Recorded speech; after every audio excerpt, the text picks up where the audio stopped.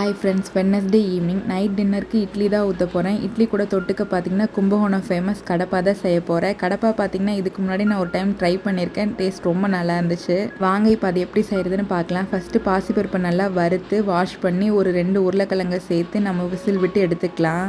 நல்லா வேகிறதுக்குள்ளே ஒரு மிக்ஸி ஜாரில் தேங்காய், 4 பச்சை மிளகா, 4 பல் பூண்டு, 4 துண்டு இஞ்சி, கூடவே பார்த்தீங்கன்னா ஒரு சின்ன துண்டு பட்டை, கூடவே 2 ஸ்பூன் பொட்டுக்கடலை சேர்த்து நல்லா அரைச்சி எடுத்துக்கலாம்.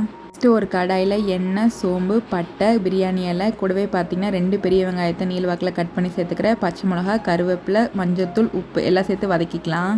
ஒரு தக்காளி பழத்தை குட்டி குட்டியாக கட் பண்ணி சேர்த்து நல்லா வதக்கி விட்டுருங்க. இது நல்லா வதங்கினதுக்கப்புறமா நம்ம அரைச்சி வச்சுருக்க பேஸ்ட்டை சேர்த்துக்கலாம். இதிலே பார்த்தீங்கன்னா உங்களுக்கு தேவையான அளவுக்கு தண்ணி சேர்த்துக்கோங்க. பருப்பு உருளைக்கிழங்கும் பார்த்தீங்கன்னா நல்லா வெந்துருச்சு. இதை மத்து போட்டு கடைஞ்சி இதில் ஆட் பண்ணிக்கலாம்.